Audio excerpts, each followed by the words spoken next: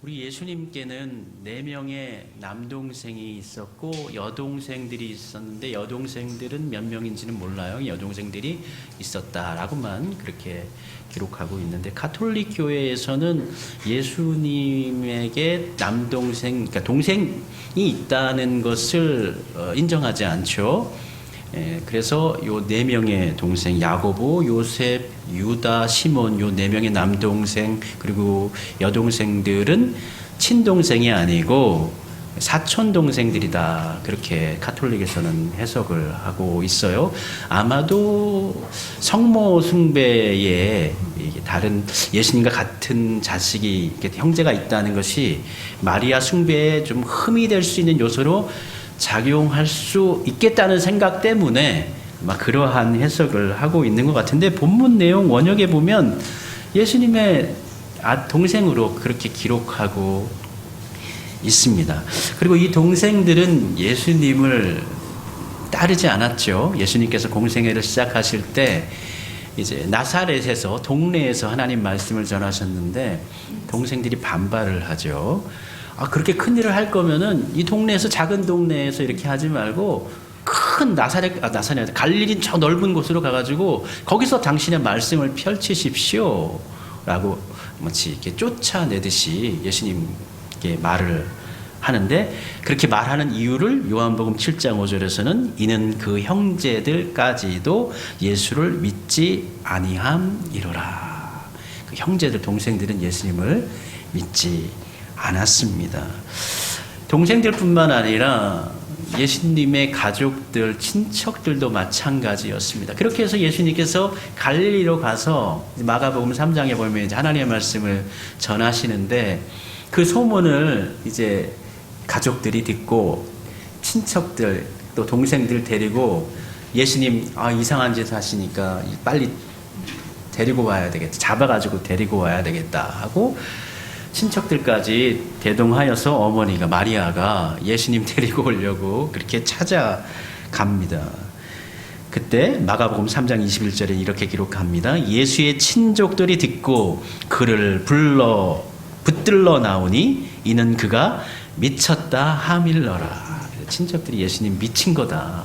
그렇게 초기에는 그렇게 생각을 했어요. 그런데 이들이 예수님의 죽음을 보았어요. 예수님의 십자가의 죽음을 명확히 봐. 예수님께서 죽으셨다. 돌아가셨다. 그 죽음을 보았고요. 그리고 며칠 후에 예수님의 부활을 보았습니다. 예수님을 만났습니다.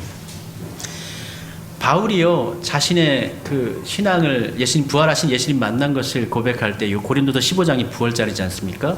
그 7절에 보면 이렇게 기록합니다. 바울이 말하길 예수님은 부활 후에 야고보에게 보이셨으며 그 후에 모든 사도에게와 맨 나중 만삭되지 못한 나 같은 자에게도 보이셨느니라 하면서 제일 먼저 언급한 게 야고보에게 보이셨으며 그랬죠.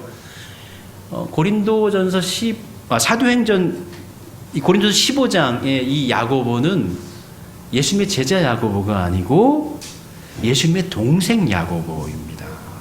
그러니까 예수님의 동생 야고보가 부활하신 예수님을 만난 거예요. 예수님이 십자가에서 분명히 죽는 걸 보았는데 예수님께서 다시 부활하신 걸 야고보가 보았어요. 그리고 예수님께서 승천하실 때에 120명의 예수님을 따르는 제자들이 예수님의 승천하시는 모습을 보지 않습니까? 그 120명 중에 예수님의 어머니도 있었고 예수님을 따르는 여인들도 있었고 거기에 예수님의 동생 4명도 같이 있었습니다. 사도행전 1장에 예수님께 승천하시는 모습을 기록하고 난 다음에 13절 이후부터 이제 마가 다락방에 올라가서 그들이 기도하는 모습이 나오거든요. 그래서 13절에 보면 12 제자들의 이름을 기록하고 그들이 다락방에 올라가서 기도하고 그 이어서 나오는 14절에 보면은 같이 기도했던 사람들이 나오는데 거기 보면 거기 있어 여자들과 예수의 어머니 마리아와 예수의 아우들과 더불어 마음을 같이하여 오로지 기도에 힘쓰더라. 그렇죠? 오순절 성령 임할 때까지 어머니 마리아와 아우들까지도 같이 예수님 승천하신 이후부터 마가의 다락방에 모여서 아우들도 같이 거기서 기도한 거예요. 예수님께서 약속하신 성령이 올 때까지 기도한 것입니다. 그렇게 해서 이들이 성령의 충만함을 받고 성령 세례를 받고 이제 야고보와 이제 오늘 본문을 기록한 유다는 이 초대교회의 큰 일꾼으로 세워진 것이고 나머지 시몬하고 요셉은 기록이 되어져 있지 않아요. 예. 야고보 같은 경우는 초대교회의 지도자로 급부상하게 되어집니다.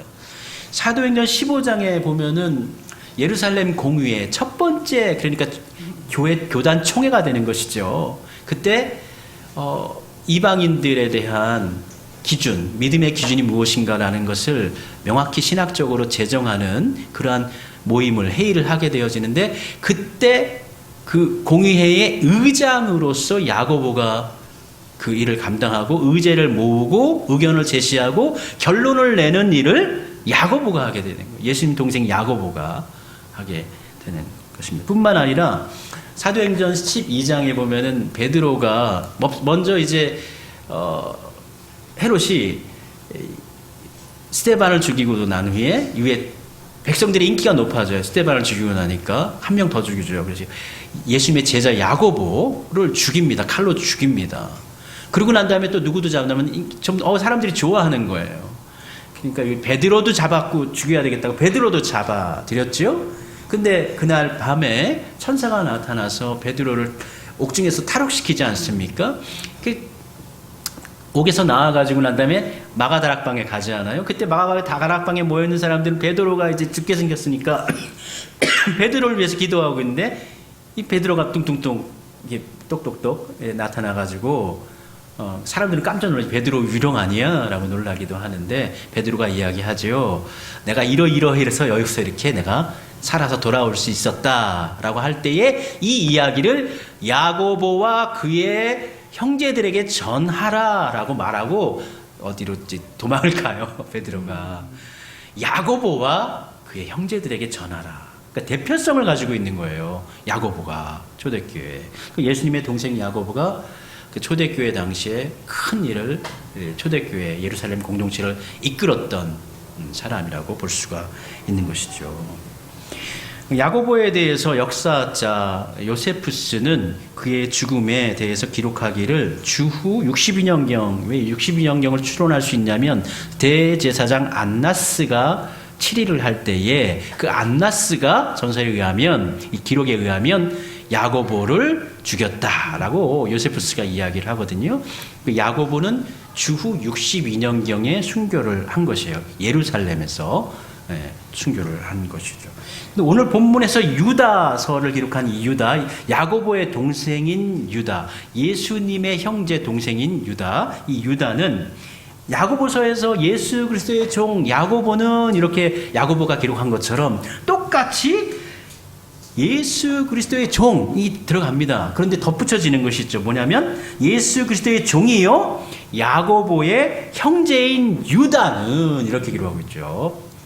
그래서 유다서를 기록할 때에 야고보를 같이 기록한 것은 야고보가 살아있을 때 기록했을 확률이 상당히 높아요. 야고보가 이미 순교하여 죽어버렸다면 굳이 야고보라는 이름을 언급할 필요가 없었을 겁니다. 그렇기 때문에 이 유다서는 야고보가 살아있을 때를 한다면 주후 62년 이전에 기록한 것으로 볼 수가 있는 것이죠. 그런데 이 유다서는 여러분들이 읽어보셨겠지만 한 장밖에 안 되지만 독특한 내용들이 나와요. 어떤 내용들은 성경에 기록되어져 있지 아니하는 에녹서라는 게 에녹의 길대기가 나오고 또 모세의 죽음에 언급되어지는 모세 승천기라는 것이 나오는데 이거는 이제 가톨릭에서는 이제 성경 우리 말고도 정경 외에 외경이라고 그래서 14권의 성경 그것도 성경으로 인정을 하고 있어요. 우리 개신교에서는 그것을 인정하지 않습니다. 근데 그 외경에도 들지 못하는 1세기 당시에 문헌들이 있어요. 이 문헌들은 성경으로 인정되지는 않지만 당시의 문화상과 당시의 유대인들, 히브리인들의 사상과 정신적인 내용들 그러한 문화들을 함축하고 있다. 그 당시의 문헌이기 때문에 그래서 참고 자료가 되는데 그걸 이제 가경 또는 위경이라고도 이렇게 얘기를 합니다. 뭐, 이 부분은 너무 얘기가 길어지기 때문에 나중에 기회가 된다면, 이 부분도 중요하죠. 여러분들 알아야 되죠. 그럼 나중에 얘기하도록 하겠는데, 근데 이 이야기들은, 이방인들은 이 이야기를 알지 못해요. 그 누가 이 이야기를 압니까? 유대인들만 압니다. 유대인들만 아는 이야기예요. 그 유대인들만 아는 이야기를 기록했다는 것은 이 유다서는 누구에게 편지한 것이다? 딱히 지명을 한 것은 아니지만 같은 유대계 그리스도인들에게 이제 기록한 것으로 볼 수가 있고, 그리고 유다가 사역했던 장소도 아마 예루살렘이나 아니면 뭐 어떻게 갈릴리 지역이나 어떻게 그 유다 지역, 유대 지역에 있는 교회에서 이 유다가 사역했던 것으로 우리 확인해 볼 수가 있는 것이죠. 이 유다서는 교회에 가만히 들어온 거짓 교사들, 이단 교사들에 대해서 가르침을 주고 있어요. 그래서 내가 가만히 이제 기다리고 있는 거예요. 이 가만히 들어온 사람들이 엉뚱한 말들을 하고 있는데 벼르고 벼르다가 내가 이 말을 꼭 해야 되겠다라고 생각하다가 이 글로써 너희들에게 전한다 하고 유다가 기록해 주고 있습니다. 그리고 이 거짓 교사들은 지난주에 제가 이제 설교에서 나왔던 영주주의자, 당시 초대교회의 가장 큰 이단은 영주주의자예요. 요즘 시대 우리 한국교회 가장 큰 이단은 신천지인 것처럼 당시에 가장 큰 이단은 영지주의자들입니다. 가장 널리 각 교회마다 다 퍼져 있었던 것이죠. 그러니까 지난주에 말씀드린 것처럼 이들은 영은 선하지만 육은 악하다 라고 이런 영육 이원론을 주장을 했죠. 그리고 영적인 것은 선한 것이고 영적인 지혜를 가지고 있으면 영적인 것은 영원한 것이기 때문에 없어지지 아니하는 것이기 때문에 영적인 지식을 갖고 있는 그 사람은 반드시 구원을 받는다. 근데 이것이 전제가 있어요. 뭐냐면 영적인 지혜를 가지고 있는 사람이 육적인 죄를 행했을 때의 결과는 어떻게 되는가? 영적인 것은 영원한 것이고 육적인 것은 원래 악한 것인데 나는 이미 영적인 지혜와 지식을 알고 있기 때문에 육적으로 경건하지 못하고 불의한 일을 행한다 할지라도 그는 구원을 받는다. 무조건 구원을 받는다. 그들의 주장입니다. 이거는 이제 헬라 철학에다가 영주의적 어떤 영적인 것에 대한 이원론과 더불어서 또 다른 어떤 영적인 세계가 있다는, 거룩한 어떤 세계가 있다는 헬라의 철학과 더불어서 바울의 칭의론, 한번 의롭게 되면은 이 사람은 무조건 의로운 사람이기 때문에 구원받는다라는 이 칭의론을 오해하고 잘못 해석해서 이 바울의 칭의론과 이 헬라의 잘못된 철학을 가지고 짬뽕을 해가지고 믹싱을 해가지고 만들어 놓은 거예요. 그렇게 만들어 놓은 구원 교리인 것입니다. 요즘으로 얘기한다면 이제 구원파의 교리하고 아주 똑같습니다. 구원파들이 한번 예수님 믿으면 절대 구원에서 떨어지지 않는다라고 얘기를 한단 말이에요. 구원파에서 처음 포교할 때 또 하는 게 뭐냐면은 헌금 같은 거 하지 않도록 강요하지 않아. 11조도 하지 말고 주의로 하나님께서 은혜로 베풀어 주시는 구원인데 무슨 헌금을 하냐. 그런데 마지막에 이 사람들이 어떻게 구원받은 증표를 보여봐야 되지 않느냐. 그렇게 이 사람들 얘기해요.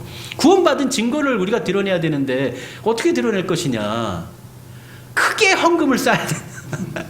집을 팔아가지고 헌금을 하거나 가지고 있는 통장을 다 팔아가지고 헌금하도록 유도해. 처음에는 헌금하지 말라고 하더니 그렇게 한번 크게 해가지고 구원의 확증을 받은 사람은 어떠한 잘못된 일을 했어도 당신은 구원받았으니까 걱정하지 마시오. 이 구원파예요. 그렇지 않죠.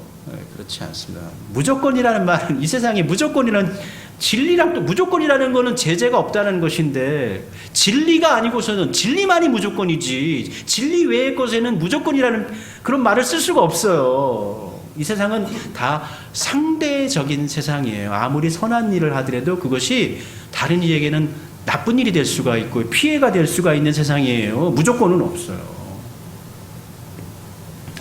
유다는 이러한 잘못된 태도를 갖고 있는 사람들에 대하여서 4절에서 이는 가만히 들어온 사람들이 몇 있음이라 저는 옛적부터 이 판결을 받기로 미로 기록된 자니 경건치 아니하여 우리 하나님의 은혜를 도리어 세교거리로 바꾸고 홀로 하나이신 주제 곧 우리 주 예수 그리스도를 부인하는 자니라 라고 그들을 가리켜서 이야기해 주고 있습니다.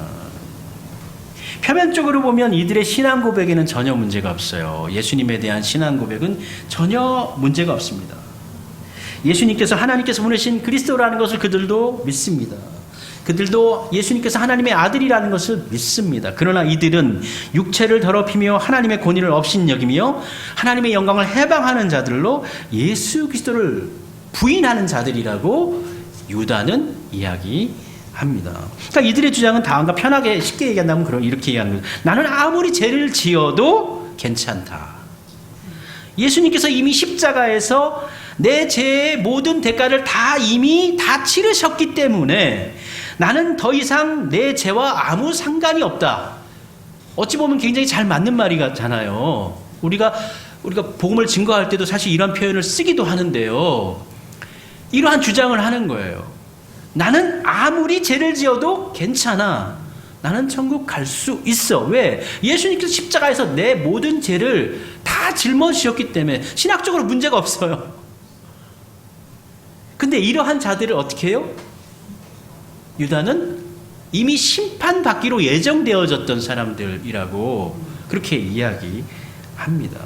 우리가 성경을 이제 공동서신 계속 몇 주간에 걸쳐서 이야기하는데 우리가 이신칭이 믿음의 우리 그리스도인들의 믿음의 그 교리를 이번에 여러분들이 좀 명확하게 좀 확인하셨으면 좋겠어요. 내가 어떻게 구원받는가, 어떻게 내 믿음이 확증되는가라는 거를 앞서 우리가 다 배웠잖아요. 앞서서 공동서신을 읽으면서 바울 같은 경우 이신 믿음으로 우린 믿음으로 구원받는, 믿음으로, 이거 변치 않는 진리, 믿음으로 구원받는 거예요.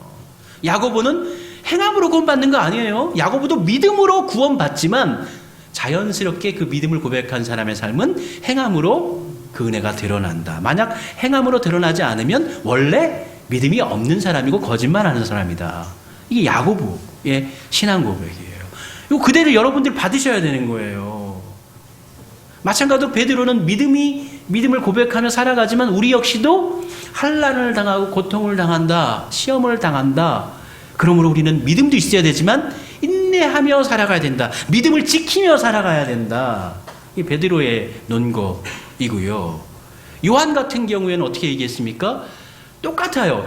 야고보하고 똑같은 논리예요. 믿음을 가지고 있노라고 하면서 사랑하지 아니하면, 사랑이 자연스럽게 드러나지 아니하면 그 사람은 믿음이 있다고 하지만 믿음이 없는 자고 원래 믿음이 없는데 믿음이 있다고 거짓말하는 사람이다. 그러니까 믿음이라는 것과 사랑의 관계를 얘기했죠. 오늘 본문 말씀 유다 같은 경우에는 믿음이라는 것을 전제하고 난 다음에 무엇을 얘기합니까? 무엇을 얘기하냐면 율법을 얘기해요. 믿음을 가진 사람이라면 여기서 경건함을 얘기하는데 여기서의 율법은 구약에서의 제사 제도라든지 어떤 전통적인 유대인들이 지키는 그러한 제도들이 아니에요. 여기서 말하는 율법은 인간 삶의 기준, 질서, 윤리, 도덕 요거를 얘기하는 거예요. 그러니까 유다가 얘기하는 건 믿음이 있노라 하고 방종하여서 나 지식을 갖고 있기 때문에 예수님이 내 모든 죄를 짊어지셨기 때문에 나는 이제 어떤 죄를 지어도 괜찮아 하고 막 하고 그냥 자신의 원하는 대로 자신의 삶을 방탕한 삶을 살아가는 그 자체의 논리도 잘못됐지만 그렇게 살아가는 사람은 율법이 없는, 윤리가 없는, 도덕이 없는 그 사람은 하나님으로부터 이미 심판받을 사람으로 예정된 사람입니다. 이게 바로 유다의 구원 논리가 되는 거예요. 그러니까 여러분들이 우리가 기독교인들이 어떻게 구원받습니까? 하나님 예수님 믿음으로 구원받아요. 예수님을 나의 구주로 믿기 때문에 예수를 나의 주님으로 주와 구주로 믿는 거죠. 그렇게 믿고 따르며 살아감으로 구원받는다라는 걸 전제하고 이후에 이루어지는 다른 것들에 대한 것들도 같이 믹싱해서 여러분의 믿음의 역량을 키워나가야지 그 하나만 강조하면 안 돼요. 하나만 난 믿음으로 구원받았기 때문에 나는 무조건 구원받아 이렇게 이거 구원파 논리가 될 수가 있고요. 여러분 야고보의 비판의 대상이 될 수가 그렇게 돼 버리면요. 요한의 비판의 대상이 될 수가 있는 거예요. 사랑이 없어? 믿음은 좋은데 사랑이 없어? 아니야 너 믿음이 있는데 행함이 없어? 아니야. 야고보의 비판을 받을 수 있어요. 요한의 비판을 받을 수 있어요. 유다의 비판을 받을 수가 있어요. 믿음이 있는데 윤리가 없어? 그럼 너 믿음 없는 거야. 그래서 그 이해로 이제 유다가 이야기를 구약의 이야기를 가지고 유대인들은 구약의 이야기를 잘 알고 있잖아요. 그래서 1장 5절부터 이제 8절까지 5절에 이렇게 얘기해. 너희가 본래 모든 사실을 알고 있으나 내가 너희로 다시 생각나게 하고자 하노라 하면서 구약의 이야기를 알고 있지만 그 이야기를 내가 다시 한번 너희들 한번 생각해봐라 하면서 그 이야기를 예로 들어서 설명해 주고 있는데 첫 번째로는 강야에서 구원하지고나 했으나 온전히 따르지 않았던 자들을 심판하신 말씀입니다. 5절에 보면은 백성을 애굽에서 구원하여 내시고 후에 믿지 아니하는 자들을 멸하셨으며 이 논리가 뭐냐면 이스라엘 백성들을 애굽에서 구원하여 내셨어요. 먼저 구원하셨어요. 그런데 어떻게 해요? 그들이 하나님을 제대로 따르지 않았어요. 그러니까 우리가 믿는다. 전제하는 건 뭐예요? 우리가 지금 믿고 있는데 구약 사람들도 하나님이 구원해 주셨는데 그런데 그들이 온전히 따르지 못했을 때 어떻게 했어요? 5절에 보면 후에 믿지 아니하는 자들을 멸하셨으며 하나님께서 먼저 구원하셨지만 믿지 아니한 자들 원래부터 이 사람은 믿지 않은 그들을 멸하셨다. 그러니까 우리들도 믿고 있으나 제대로 믿지 않으면 멸함을 당할 수 있다라는 예로 표현해 준 것입니다. 또 6절에 보면 자기 처소를 떠난 천사들을 큰 날의 심판까지 영원히 결박으로 흑암에 가두셨으며 이렇게 있거든요. 천사는 하나님께서 만드셨고 하나님이 옆에서 하나님을 섬기고 하나님의 일을 돕는 자들이에요. 하나님의 존재를 부인할 수가 없는 자들이잖아요. 당연히 믿음이라는 것은 얘기할 필요도 없는 그런 존재들이에요. 근데 그러한 자들도 하나님을 떠났을 때 어떻게 돼요? 영원한 흑암 속에 가둬버렸다. 벌 받을 수 있다. 그렇게 얘기한 것이죠. 또 8절에 보면 7절에 보면은 소돔과 고모라와 이웃 도시를 심판하신 이야기가 나옵니다. 여기서 뭐라면 소돔과 고모라 얘기하는 건 얘가 뭐예요? 소돔과 고모라는 성적인 타락의 대표 도시잖아요. 지금 이 영지주의자들이 나는 이미 예수님에 대한 선지식을 가지고 하나님에 대한 선지식을 가지고 있고 또 나는 믿고 있기 때문에 어떠한 육적 방탕한 삶을 살아도 나는 구원받는다라고 그들이 가르치고 있단 말이에요. 근데 소돔과 고모라 사람들을 어떻게 해요? 하나님께서 불로 심판하셨잖아요. 그들이 육체를 따르다 벌을 받았느니라 그랬죠. 7절에. 그래서 이 유다가 얘기하는 것은 우리가 이미 믿고 있으나 그 뒤에 따라오는 율법, 윤리, 도덕 이것이 병행되지 않아. 이걸 다른 말로 뭐라고 얘기합니까? 경건이라고 얘기합니다. 경건하지 않으면. 특별히 유다서 같은 경우에는 당시에 어떤 성적인 타락에 대해서 굉장히 강조를 해주고 있습니다. 이들은 복음에 대한 지식이 있다고 사실은 자신들은 선지식이 있다고 가르치고 있었지만 진짜 복음을 알지 못했던 거예요.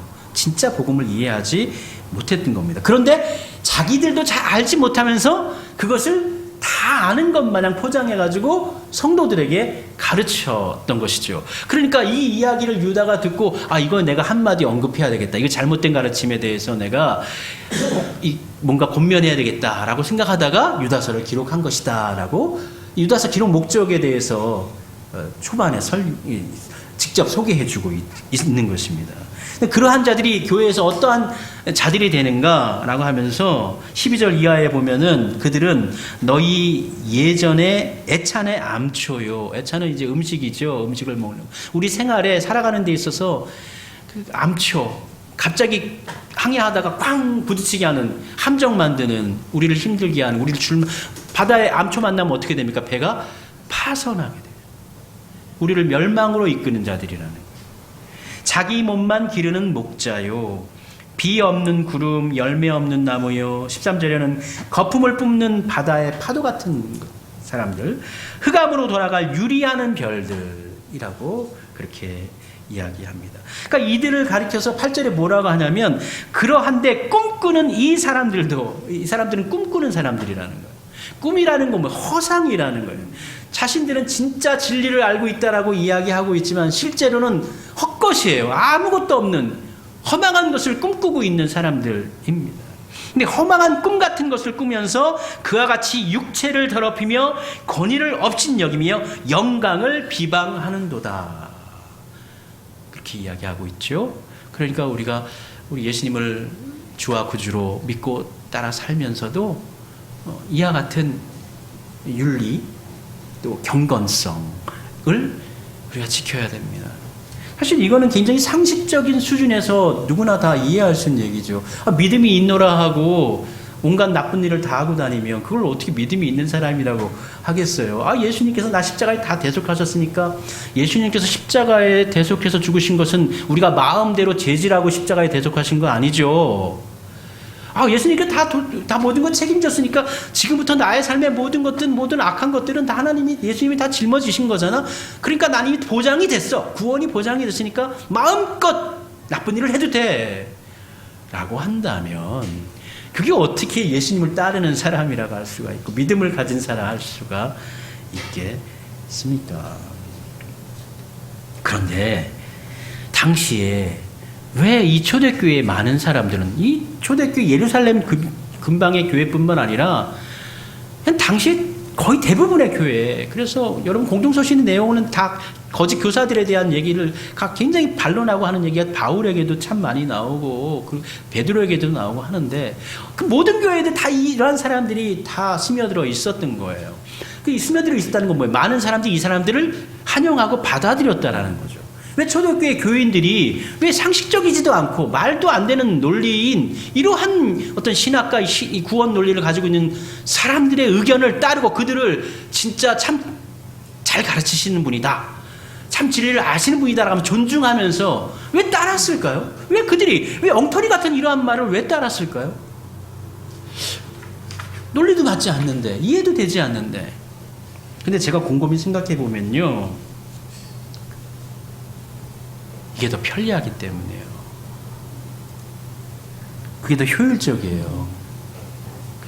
그리고 자기들에게 더 유익해요. 사랑하며 살아야 되고 행함으로 보여야 되고 또 힘들어도 인내해야 되고 그 가운데서 감사해야 되고 너무 힘든 거예요. 근데 이 사람들은 구원 논리가 간단해요. 어떻게 살아도 괜찮아. 어떻게 살아도 괜찮아. 이미 다 구원받았어. 괜찮아. 마음껏 살아. 이들에게 어느 게 더 편하겠어요? 구원도 받는데, 당연히 100% 구원도 받는데 세상에서 삶도 제약이 없어요. 내 마음대로 살아요. 그것은 예수님을 로드십, 주님으로 인정하는 삶이 아니에요. 자기가 주인인 삶입니다. 그게 편한 거예요. 구원도 받으면서 세상에서 내가 마음대로 살 수 있어요. 그러니까 이 사람들이 받아들인 거예요. 내게 더 편하니까. 난 구원 받고 싶은데 구원 받으려면 이래저래 참 어렵고 힘들고, 그런데 이 사람들의 가르침은 구원은 당연히 전제하면서도 세상에서의 생활의 삶은 아무런 꺼리낌이 없는 거예요. 얽매임이 없는 거예요. 얼마나 편해요. 그걸 선택한 거예요. 근데 이게 단순히 그때만의 사람들의 가치는 아닐 거예요. 요즘 시대도 뭐 다르나요? 요즘도 예수님 따라 산다고 하면서도 내 마음대로 살고 싶은 게 사람들의 다 심리고, 내가 하는 대로 내 기도보다는, 하나님 기도 뜻보다는 내 기도 내 뜻대로 되는 게 더 좋은 것이고, 그러니까 하나님이 계신 곳에 내가 가야 되는데, 그곳으로 가서 하나님 자리에 서야 되는데, 내가 있는 자리에 하나님을 억지로 끌어다가 여기 하나님이 계셔. 그러한 논리와 똑같은 거예요. 근데 내 자리로 억지로 끌어다 놓은 그 하나님은 진짜 하나님일까요? 그건 우상이죠. 그건 세상신이죠. 자기가 만든, 꿈꾸는 자들이 만든 허황된 허상일 뿐이죠. 그건 하나님이 아니에요. 그 하나님을 믿는다고 하면서도 그건 하나님을 믿는 거 아니죠. 자기를 믿는 거고 엉뚱한 신을 믿는 거죠. 우리는 하나님을 믿는다면 하나님이 계신 곳으로 우리가 나아가야 돼요. 하나님께서 말씀하신 것 안에 우리가 있어야 되는 거예요. 그것을 벗어나서 억지로 하나님을 내 자리로 끄집어오고 내 논리로 하나님을 맞추어내고 내 뜻과 내 윤리관, 내 경제관으로 하나님을 가지고 와서 하나님을 이용하는 것은 그건 하나님이 아니라 자기가 만든 하나님이라는 허상일 뿐인 것이죠. 그것은 바른 신앙이라고, 바른 기독교 신앙관이라고 볼 수가 없는 것입니다. 하나님의 말씀을 자신의 입장에서 합리화시키고 변질시키는 것이 무엇입니까? 그걸 두 글자로 뭐라 그래요? 이단이라고 합니다. 이단이라고 하는 거예요. 그럼 우리의 삶 가운데도 이단적인 삶이 우리 안에 내포될 수가 있다는 것이죠. 우리는 하나님께서 원하시는 곳으로 우리의 발걸음을 옮겨서 나아가야지, 내가 있는 곳에 그 자리가 유익하다고 해서 내가 유익한 이 자리를 어떻게 하든지 방어하고 변명하기 위해서 하나님이 우리 자리로 내려오게 하는 그러한 신앙적인 이 생각을 가지고 살아가시면 그건 하나님을 믿는 거 아닙니다. 우리가 하나님께로 나아가야 되는, 우리가 하나님께로 나아가야 합니다. 바울은 이야기하죠. 그러나 내게는 우리 주 예수 그리스도의 십자가 외에 결코 자랑할 것이 없으니 그리스도로 말미암아 세상이 나를 대하여 십자가에 못 박히고 내가 또한 세상에 대하여 그러하니라. 내가 자랑할 것은, 바울이 자랑할 지혜는, 그들은 이제 지혜를 가지고 있다고 하면서 다른 사람들에 대해서 11절의 말씀을 보면 다른 사람을 함부로 비방했다는 것이죠.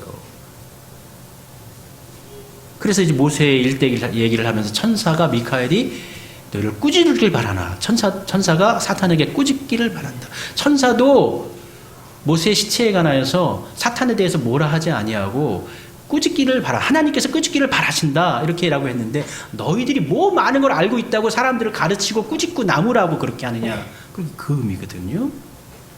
근데 바울 같은 분은 참 대단하신 분 아닙니까? 이러한 분이 내가 자랑할 것은 예수님의 십자가밖에 없다. 내 주 그리스도 예수를 아는 지식이 가장 고상하기 때문이라. 신앙을, 믿음을 우리 입장에서 합리화시키는 것은 그건 이단적인 삶입니다. 하나님께서 원하시는 삶이 아닙니다.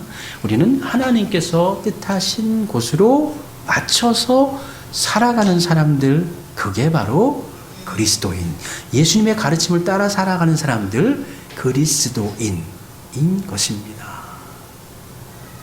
삶을 살아가다 보면 우리에게 부족함이 있습니다. 연약함이 있습니다. 그 가운데서 자만함으로 예수님께서 십자가에서 모든 것을 해결하셨으니까 나는 괜찮아, 이것은 올바르지 못한 태도고 겸손하지 못한 태도죠. 우리는 하나님 앞에 겸손해야 됩니다. 하나님 앞에서 하나님의 권위를 인정하고 하나님의 그 영광을 해방하지 아니하는, 영광을 드러내는 우리 신앙인의 삶으로 살아가도록 합시다. 그래서 우리가 공동서신 나누었던 것을 보고 듣고 여러분이 읽었잖아요. 그리고 또 제가 강독했잖아요. 그것을 여러분의 삶 가운데서 먼저 지식으로 확실하게 명확하게 하시고, 다른 어떤 사람들이 얘기할 때 그리스도인들이 어떻게 구원받습니까? 얘기할 때 명확하게, 내게 그 구원의 기본적인 그 구원관이 명확하게 우리 신앙적으로 이렇게 명확히 하고, 그리고 우리의 삶 속에서 작은 예수님을 따르는 작은 제자들로서 예수님의 향기를 나누시는 여러분들의 삶이 되시기를 바랍니다.